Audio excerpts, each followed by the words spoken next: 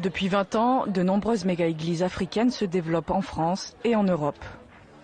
Ces églises ont une mission précise, voir le cœur des Européens revenir à Dieu. Avec ses 2000 paroissiens, ICC, Impact Centre Chrétien, est l'une des plus grandes églises évangéliques de France.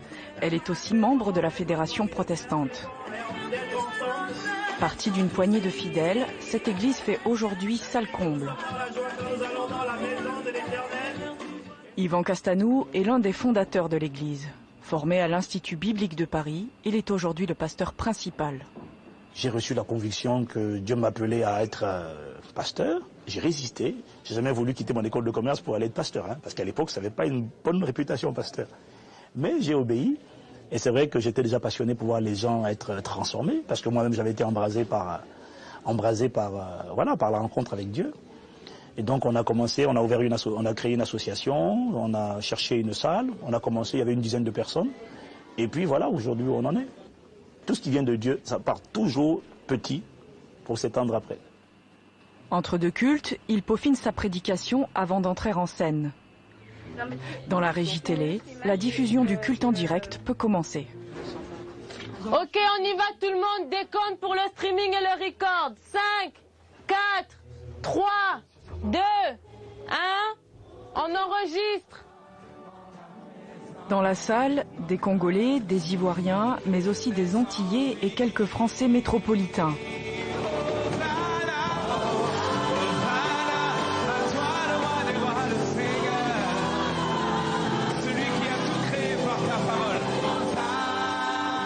En moins de 10 ans, le pasteur Castanou a transformé son groupe en une église dynamique. Pour lui, sans l'appel de Dieu, rien n'aurait été possible. Entendre Dieu est la clé pour pouvoir pratiquer, respecter la loi de la reconnaissance. Mon but, c'est de nous amener à nous sentir responsables. Parce qu'une seule personne, une seule race, c'est l'Église. Parce que l'Église est capable d'empêcher les œuvres de Satan de se manifester. Ça, c'est vrai. Dis-moi Amen. L'Église doit à la fois être un centre de refuge, ça doit être à la fois un centre de convivialité. Mais bref, c'est un environnement où on vient, on rencontre Dieu, et puis on rencontre des frères et des sœurs. Et par cette communion, par l'enseignement de la parole de Dieu, par la passion pour Dieu, par la présence de Dieu, l'adoration, à un moment donné, la vie des gens est transformée. Nous n'essayons pas de discerner qu'est-ce qui se passe. Plutôt qu'un coach, je suis plus un motivateur, celui qui booste les gens. Celui qui dit aux gens, écoute, Dieu t'aime comme tu es, mais il t'aime trop pour te laisser tel que tu es. Voilà. Donc tu peux devenir mieux que ce que tu es aujourd'hui. On n'est pas juste pédagogique, on ne culpabilise pas, mais on donne aux gens l'envie. On fait appel aux sentiments élevés. Et ça fait toute la différence, je vous garantis. Au lieu de dire à une personne, au lieu de dire à quelqu'un, si tu fais ça, tu vas aller en enfer, si tu commets l'adultère, tu vas aller en enfer, ok? On lui dit, mais écoute, tu n'es pas n'importe qui, quand même, valorise-toi, tu es le temple du Saint-Esprit, tu es un chef-d'œuvre de Dieu. Si cet homme te veut, il n'avait qu'à t'épouser. Si tu n'es pas qui habille, l'amour à petit prix. Voilà, il n'a pas à t'avoir à petit prix. Voilà, ça c'est de la motivation.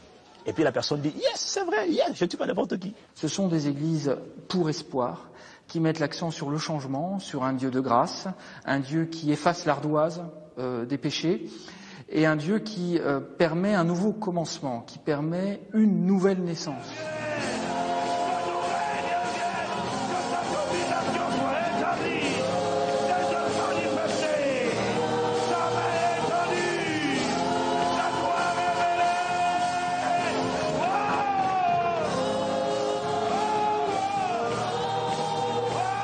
La réussite avec Dieu, c'est d'abord être capable de s'attacher à Dieu et de vivre sur la terre pour faire sa volonté.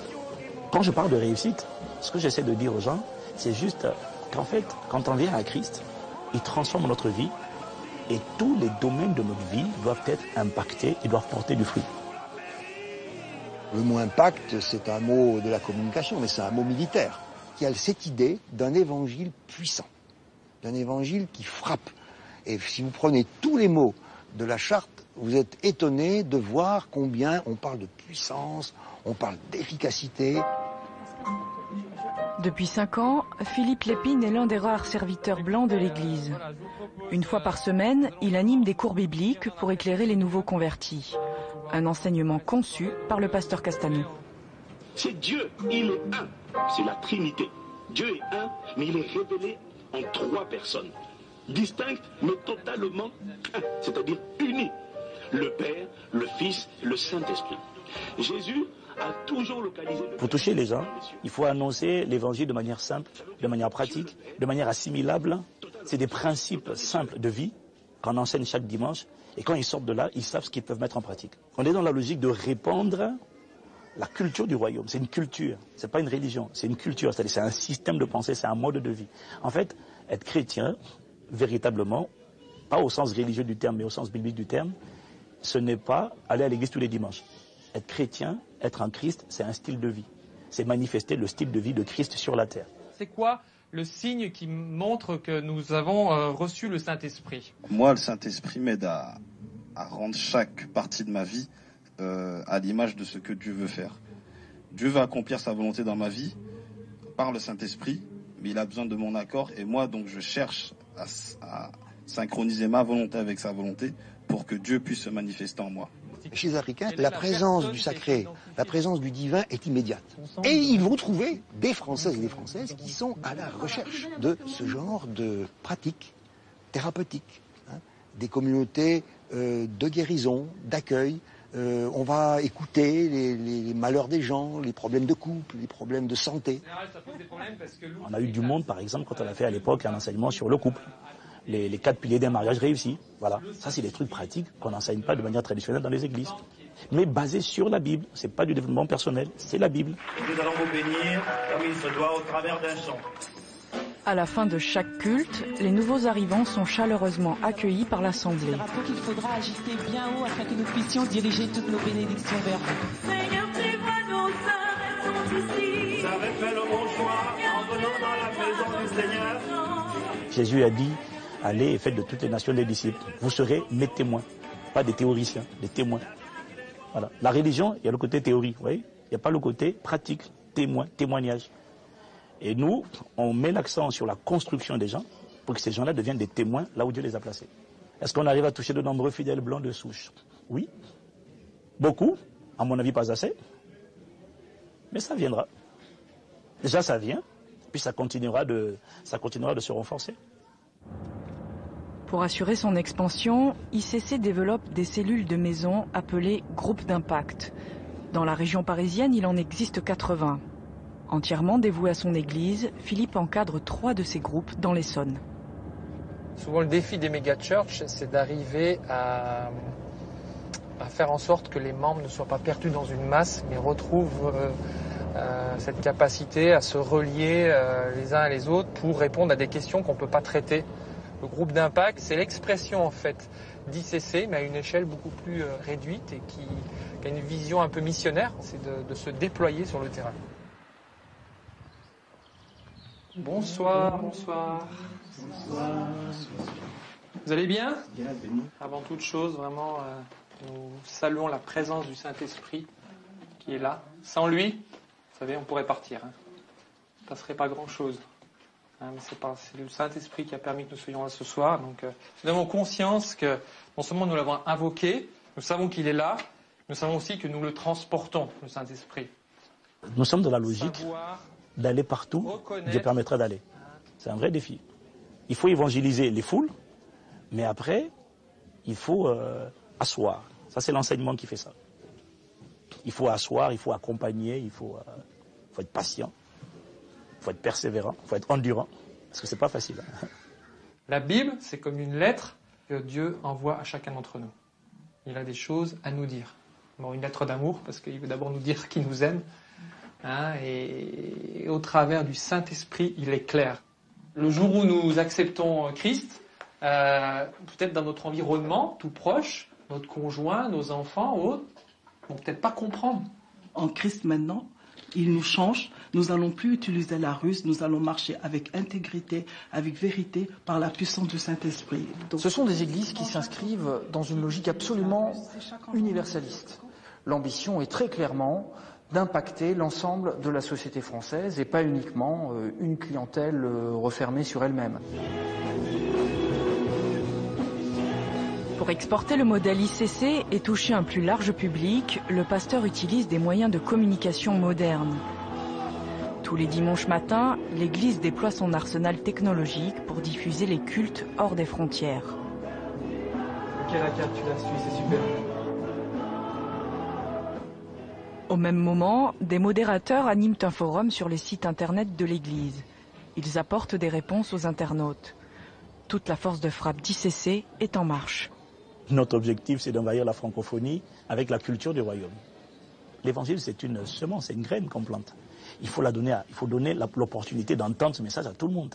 Certains vont le rejeter, mais beaucoup vont l'accepter aussi. Donc il faut que tout le monde l'entende.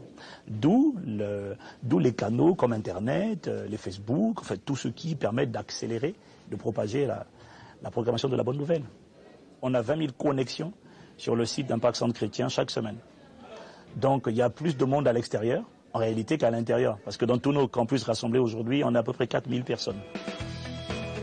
C'est au cœur de l'Europe, à Bruxelles, que la dynamique de croissance de l'Église prend toute son ampleur. Il y a un peu plus d'un an, ICC a ouvert un campus, une église filiale. Aujourd'hui, on a des demandes d'ouverture de campus un peu partout. Et Bruxelles était une demande pressante. Et puis, il y avait un pasteur qui était disposé à y aller. Donc, on a obéi. Je veux que mon témoignage soit connu de tous, afin que ton nom soit connu de tous au travers de ma vie. Alors je veux t'acclamer encore. Ici comme en France, l'Église dispense une formation pour les nouveaux convertis. Alléluia. Après 2 ans d'études, ils deviennent officiellement missionnaires de l'Église.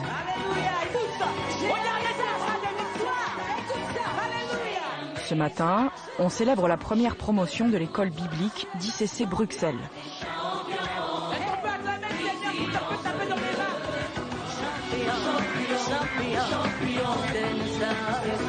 Alléluia. Ce sont des témoins. Pour l'occasion, le pasteur Castanou a fait le déplacement pour les récompenser. Il en profite pour leur rappeler leur vocation de disciples.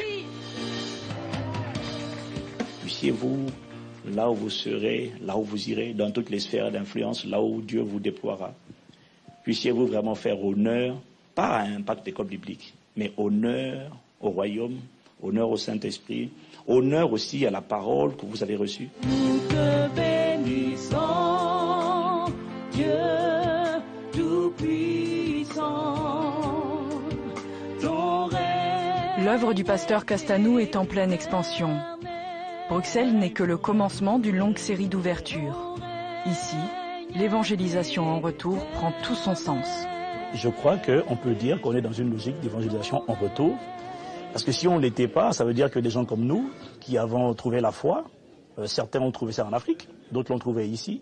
Si on n'était pas dans une logique d'évangélisation de l'Europe, de la France, on serait reparti en Afrique être pasteur. Or, la réalité, c'est que c'est ici que Dieu nous a établis.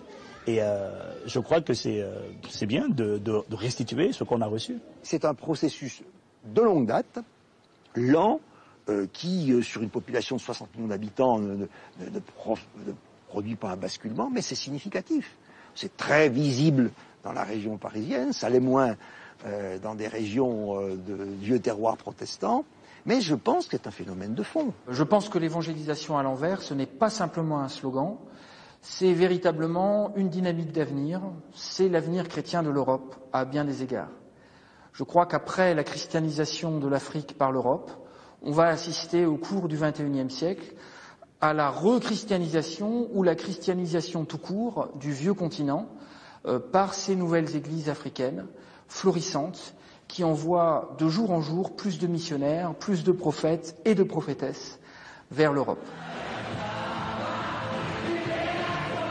À l'est de l'Europe, en Ukraine, l'évangélisation en retour donne des résultats inattendus. Depuis la chute du communisme, le pays est devenu un Eldorado pour les missionnaires évangéliques étrangers. Sur ce terreau favorable, un Nigérian a bâti son empire religieux. Il s'appelle Sunday Adelaya et l'ambassade de Dieu est son œuvre. En moins de 15 ans, ce pasteur a construit 400 lieux de culte à travers tout le pays. Aujourd'hui, 100 000 Ukrainiens fréquentent son église.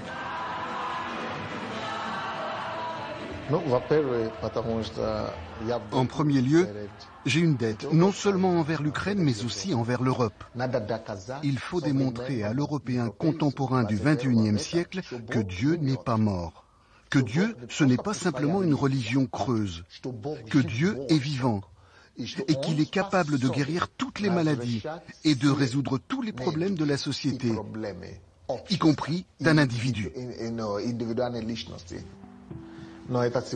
Mais on peut dire que ce n'est que le début, ce n'est que la fondation qu'on met en place. Depuis son indépendance, l'Ukraine est confrontée aux ravages de l'alcool et de la drogue. Chaque année, 45 000 enfants en sont victimes. L'ambassade de Dieu a fait de ce fléau national sa priorité. À Kiev, elle a créé plusieurs centres de désintoxication. Elle prend en charge l'accueil et le suivi des toxicomanes. Ce centre a ouvert ses portes il y a 2 mois à peine. Il accueille déjà une quinzaine de toxicomanes, isolés de l'extérieur pendant 6 mois. Andrei est un ancien drogué. Il s'occupe à son tour des malades. Pour lui, nul besoin de médicaments pour guérir. Мы поняли, что мы спасены не просто для того, чтобы не колоться, для того, чтобы не употреблять. Мы спасены для чего-то большего. Аминь. La parole de Dieu est vive et efficace. Lorsque tu l'acceptes, tu l'avales comme un médicament. Elle est dissoute, elle devient chair. Elle a une influence sur tous tes organes. La parole de Dieu parle de toutes les maladies. Elle guérit tout. La morosité, la surdité, l'addiction narcotique, alcoolique. La drogue est l'addiction spirituelle. La parole de Dieu contient le Saint-Esprit. Lorsque tu l'absorbes avec la foi, et sans foi, il est impossible de croire à cette force. Si cette parole de guérison relève l'ancien drogué, c'est surtout grâce à la prédication enflammée du pasteur Sunday. Ce matin, il rend visite aux résidents en cure. Il les encourage à persévérer et à se consacrer totalement à Dieu.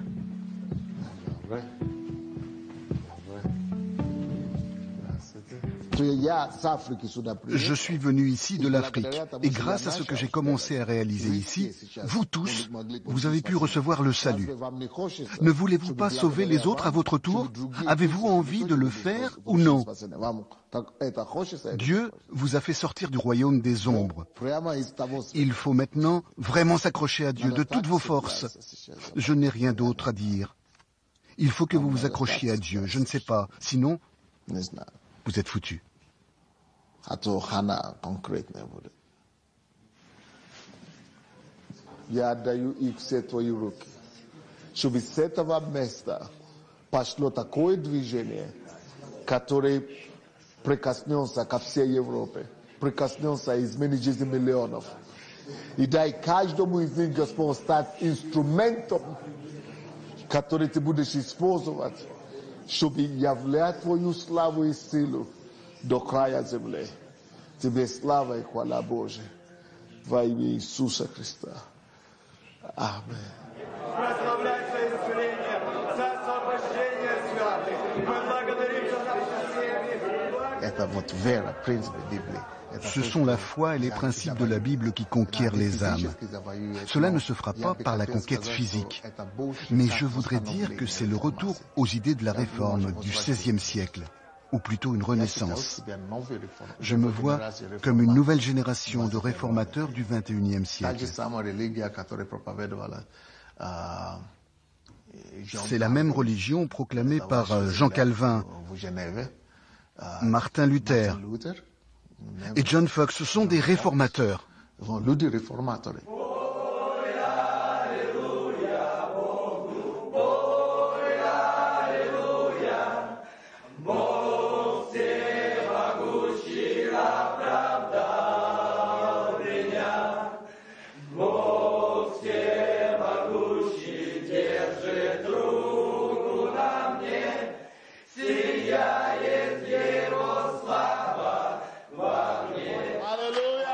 n'est pas simplement là dans le show et dans le discours, même si de l'extérieur c'est le sentiment qu'on peut avoir. Il y a une très forte pratique concrète de la solidarité au sein de cette Église, avec notamment une action sociale très visible dans l'agglomération de Kiev et qui a séduit beaucoup de populations souvent confrontées à une très grande précarité. Foule des grands jours dans le chapiteau qui fait office de lieu de culte. Tous les dimanches matins, c'est le même rituel. Les fidèles se pressent sur la scène pour témoigner de leur nouvelle vie. Je m'appelle Elena, j'ai perdu mon mari et je suis tombée en dépression pendant 12 ans. À présent, j'ai ma propre affaire, une agence immobilière, je vends des appartements. Dieu vous a aidé à surmonter votre dépression et vous a donné votre propre business. Oui, c'est bien ça, depuis 2005, je suis libérée. Dieu vous a amené à l'église et vous a libéré de la dépression et il vous a donné votre affaire. Maintenant, j'ai mon business et j'aide les gens à trouver un logement. Dieu soit loué. Merci à vous. Bonjour pasteur, bonjour chers fidèles de l'église. Après ma 3e sortie de prison, j'étais complètement perdu. À cette époque, j'avais 30 ans. Et vous savez, après 15 ans de toxicomanie, on est seul et très malade. Vous comprenez? 3 peines de prison. 3 condamnations. Oui, et 15 ans de toxicomanie. Depuis 8 ans que je suis fidèle à cette église, ma vie a changé radicalement. Ici, dans la salle, il y a ma femme. Donc, Dieu t'a sauvé. Celui qui vient dans cette église obtient une nouvelle vie. Changement de décor. Pour mieux déployer sa mission, l'ambassade de Dieu s'implante dans tous les quartiers de la capitale. Ces dernières années, des dizaines d'assemblées locales ont ainsi vu le jour. À leur tête, d'anciens toxicomanes. Ils portent à leur tour la parole de l'Église. Touché par le charisme de Sunday Adelaya, le pasteur Roman reconnaît que son œuvre n'est pas le fruit du hasard.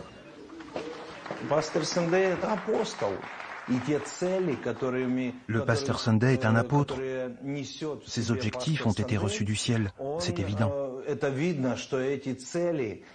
Ce sont les mêmes que Jésus aurait suivis à sa place. Ce que nous faisons en tant qu'ambassade de Dieu, c'est uniquement ce qui est écrit dans la Bible.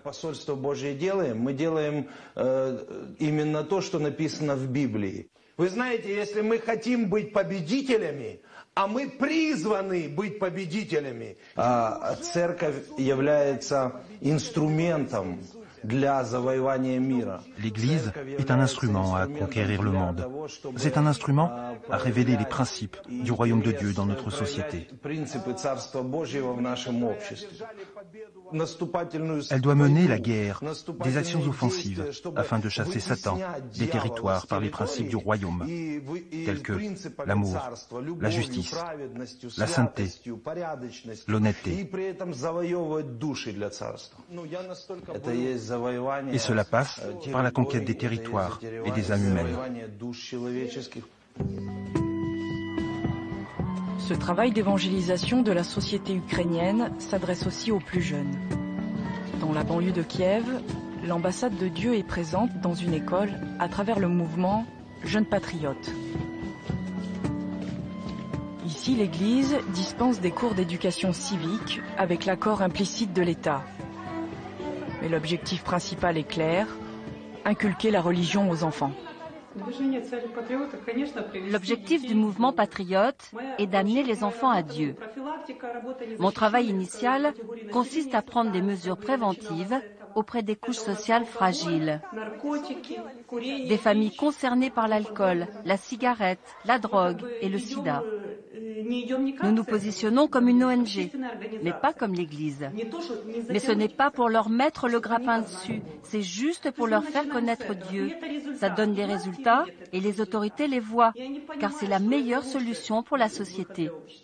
Молодежно-патриотическое движение – это движение, поэтому оно должно двигаться. Поэтому мы каждый день что-то должны делать. В первую очередь, как каждый из лидеров, мы в первую очередь должны работать над своим характером.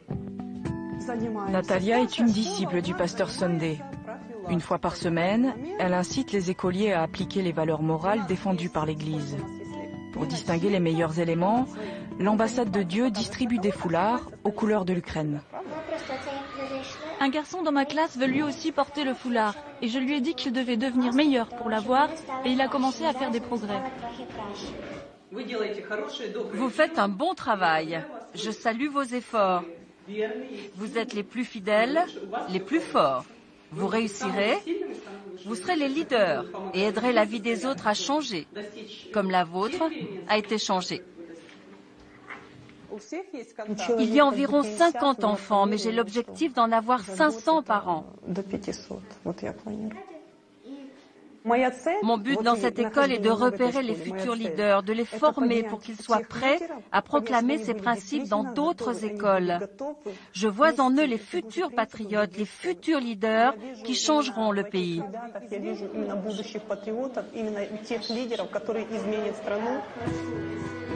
Pour diffuser sa doctrine religieuse, l'Église n'hésite pas à se servir du sentiment patriotique. En moins de 2 ans d'existence, le mouvement Jeunes Patriotes a réussi à toucher 10 000 enfants.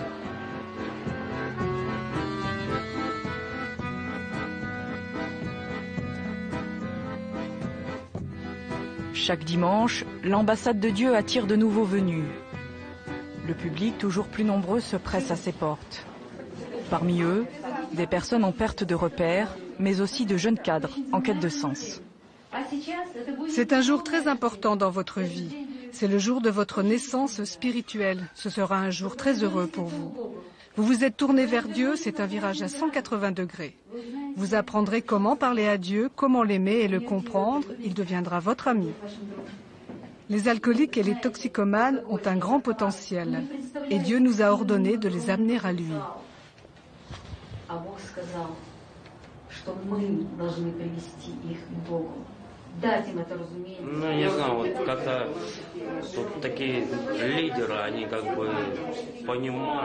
Les leaders ici cherchent à te comprendre. Ils te consacrent toute leur attention. Quand je leur dis que je suis tenté de me droguer à nouveau, on prie ensemble et l'envie me quitte. Mais la tentation revient. Et heureusement, la prière m'aide à résister.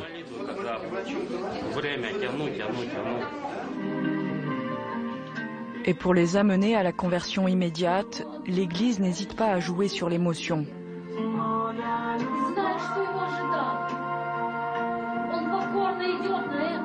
Mais pour être pleinement acceptés, les nouveaux fidèles doivent se repentir collectivement. Dieu soit loué, je te remercie de m'avoir accueilli dans ta famille. Dieu, je te remercie de m'avoir pardonné tous mes péchés.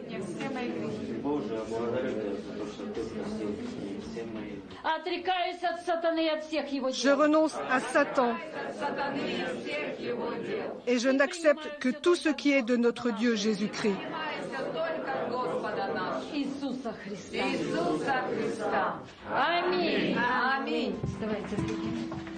Depuis 20 ans, la mission d'évangélisation du pasteur Sunday permet à son Église de s'enraciner durablement dans la société ukrainienne. Désormais, l'ambassade de Dieu peut conquérir le reste de l'Europe. L'ambassade de Dieu à Kiev est un exemple flagrant du fait que cette évangélisation inversée n'est pas simplement un outil rhétorique, mais véritablement une stratégie qui, à moyen terme, a et aura des effets sur les populations européennes. Si ça marche à Kiev et en Ukraine, dans un contexte où par ailleurs les Africains sont globalement assez mal vus, ça peut marcher n'importe où.